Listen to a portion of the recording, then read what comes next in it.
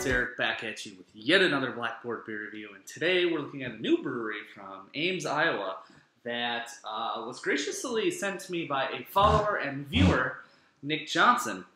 He reached out to me and said he had some 515 to send me that I reviewed. You can check out that link in the description below. Super gracious to have been given that beer. That's all I was expecting. But then he gave me this other brewery, Alluvial. It's a new brewery from Ames, Iowa.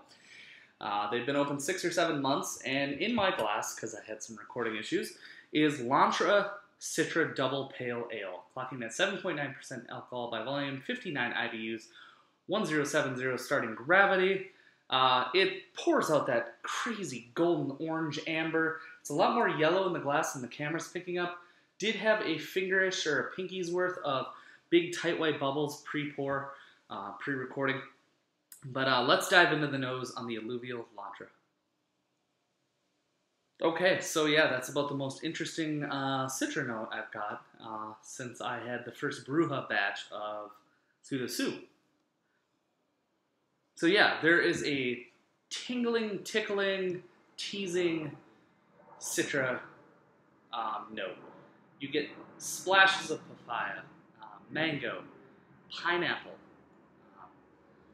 some of those juicier fruits. But you know what's dominating this? Is that super resinous, dank quality that sometimes, I don't want to say old Citra hops, but differently grown or harvested Citra hops can impart. This one has got that really, really, God, you guys, it reminds me of, oh, I forget the hop. Nugget? Mount Hood. It's been a while. I've been drinking a lot of New England beers, but it's got like this Funyuny, garlicky note. I get it in like older bottled soup. I think this is relatively fresh for what Nick said. He had just gotten this, so.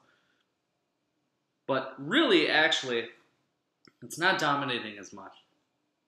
It's balanced. I'd say it's 50% those tropical fruits and then 50% this. And it's a note that I don't hate. And I love the color. I love the haze. Haze for days. I can't see my fingers through that glass, so that's a beautiful thing. I'm dying to taste this one. I love trying new breweries. I love trying new beers. So cheers to you guys and cheers to Nick for sending this.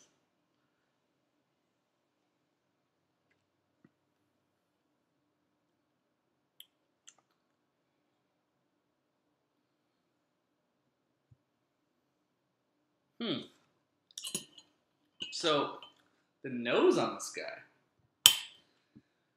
is a lot better than the taste. I get this twinge of Citra.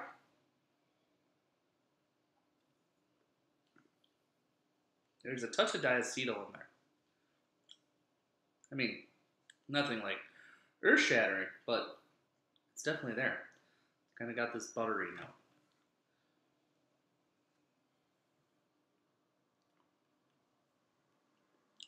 Yeah, very, very dank and resinous and funyuny notes that are just kind of coming through here. God, I'm like halfway through this glass and I start just feeling the arm tingle and like the saggy, heavy feeling. This is 8%, and I'm drinking this on a little bit of an empty stomach. So, wow.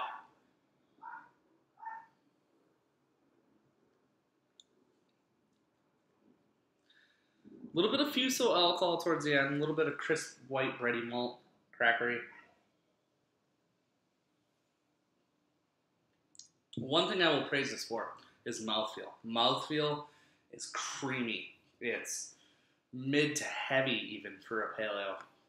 At 8%, I like that it's not light and airy and thin.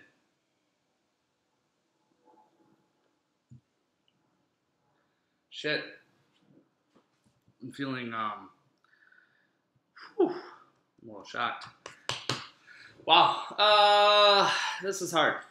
I don't do a lot of double pale ales. The difference between a double pale ale and a double India pale ale is a double pale ale's got double the malt. The double India pale ale features double the hops, double the alcohol. This has got a lot more viscous mouthfeel. So there's only a couple double pale ales that I've had the pleasure of trying / reviewing, and one of them is Double Day Tripper from Indeed, and this smokes that. So we don't even need to bring that into the question. The question that I do have for myself and for this beer is where to rate it. It's nice malty, it's pale, it's not too dry, it finishes nice and creamy. It's a nice beer. And when I said touch of diacetyl, I meant the faintest hint in the world of diacetyl, but something off detectable. And you know what? As it's warmed in the growler a little bit more, it's starting to open up with those more dominant tropical notes. I mean, I would really, really equate this nose and taste to a brew hub batch of soup. So if you've had 12-ounce bottles of soup, you kind of know what the Citra note is. It's not a gusher, it's not a juicer, it's not a banger. It's just a nice beer that, you know, belongs up there with some of the better Citra hop pale ales, or double pale ales for that matter. Now, this is not an A-level beer. There are A-level components of this beer. Mouthfeel being one of them. Mouthfeel is strikingly amazing. Resounding bitterness that just kind of spreads across the tongue. I say it every time when I like that pleasant, soft bitterness where I'm just like, oh, you know what? It's there, but it's not destroying my palate. It's not making me want to drink anything else the rest of the day. It's got that mouthfeel. It's got that creaminess. It's got just the right amount of malt.